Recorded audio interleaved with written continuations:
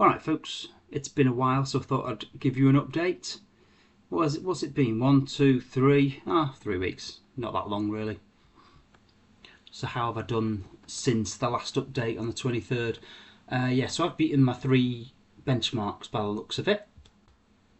I'm 2.36% up, and obviously I'm still winning compared to the 6th of October last year, and I'm losing heavily compared to the 2017 start date of my unitisation. Let's have a quick look where that performance came from. There's the numbers. GSK. Anyway, you can see the numbers for yourself, can't you? And we'll have a quick look at Fundsmith as well.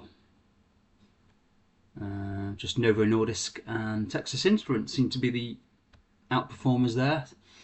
And in the 3 weeks, I've been paid about 803 quid in dividends.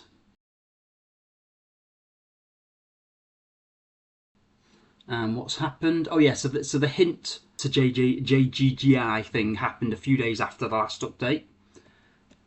They gave us the details of it here, where they talk about the kind of the number of shares you get for your hint shares. And I've ended up with, it's all a bit opaque, to be honest. It's hard to know how fairly it was done or how kind of accurately it was done, but I ended up with 5826 JGGI shares, which are now, well, I've kept the cost basis, so this isn't like me swapping. I've just kept the cost basis I had in hint, so it's still just as it was really. But I mean, this is kind of predictable, but one of the reasons we went into that is because JGGI was at a slight premium to NAV. But rather, to me, it's rather predictably we're now at a 2% discount to NAV. So partially, only partially, one of the reasons has disappeared. But it makes sense really, because what I'm guessing is, I mean, it shouldn't be much, because I think hint was like probably a 400 million market cap. So I guess, like, I don't know how up to date this market cap is. It's probably out of date, to be honest. It probably doesn't have. So if hint was like 400 million of that 3110, let's say 10% of the new kind of merged investment trust, if 10% of it are hint holders, maybe half of them might not be interested in a growthy portfolio like this. So you've got to imagine that a decent portion of the hint holders are now selling because they don't want a portfolio that's full of stuff that's kind of more growthy. So it kind of makes sense that a discount is something that could happen after the merger. But I mean, this trust has taken over other trusts before, so I imagine this is the sort of thing that would kind of weed itself out of it eventually. It'll all get distangled. All of the previous hint holders who don't want to hold this one will eventually have sold, because it must have happened before. Let's have a look at the discount over the last 5 years.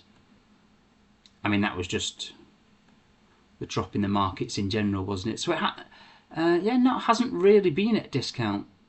I mean, occasionally for very short amounts of time, and then when there was a bear market here. I'm not sure that I can recall any transaction in shares since it's been on a discount. I don't think there has been. I don't think it's been a big enough discount to trigger them buying back shares. But I don't think we have. Oh yeah, there's some. Okay, that's good. So there is the occasional transaction in own shares, but not that much. And I'm guessing before the combination, I'm guessing there was probably quite a lot of issues of equity. Issues of equity were happening. I don't know. Yeah, they were happening semi-regularly. 3 there, one at the top there, 1 there. Yeah, so they were happening, when we were at a premium to NAV. They tend to have a lower barrier, a lower kind of benchmark before they issue equity compared to buying back shares, because buying back shares reduces the size of the company. That tends to be how it works, even though it's not fair. Slight discount now. So I mean, that makes my decision easier when I get paid the dividend and we have an increase and I can reinvest it in the same company, when I want to hold back some of the dividend for bad times. At least I won't be buying at a premium to NAV. But these things change though, don't they? So who knows what'll be happening when I get my first dividend. And then the next thing to happen was, oh yes, so I got my bonus through on the 29th of May in my LISA. So I did the usual, I sold something that was outside and bought something inside. I just went to this spreadsheet here, which tells me all of my GIA, so the like taxable accounts, and the holding that had the highest percentage was LWI. Well, apart from GSF anyway, but GSF's so small, it's not worth changing yet. It's not worth selling yet because it's so small. But yeah, the highest percentage up was LWI. And I don't know, I saw the spread on it. The spread was like 1% or something. And I was just kind of tempted by Gresham House Energy Storage. So I basically sold as much as I could. I think I've got the amounts there, haven't I? Yes, there was a load of cash in there from dividends that had been paid. And obviously there was £5,000 including the bonus that I had just recently put in, and then obviously there was 568 odd, probably a little bit more than that was just there in dividends that had been paid over the year. So yeah, they're the numbers. I sold that much LWI, Lowland in from my GIA, and then I bought that much grid in the LISA. And that's it for news, I think. Yeah, so I think my my SIP bonus should be arriving somewhere around the 25th. So I'll be doing a similar thing. We'll see what I end up doing when that comes through later this month. Just one, just out of interest, it looks like Gresham House has been on a good run, 14.84% up.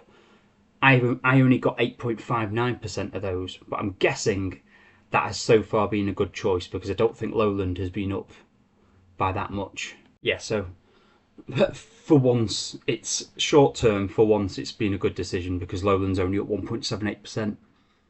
And my Gresham House is up 8.59. Yeah, I mean, I keep doing it, don't I? And I keep saying this. I keep saying my blue play stuff is getting too big.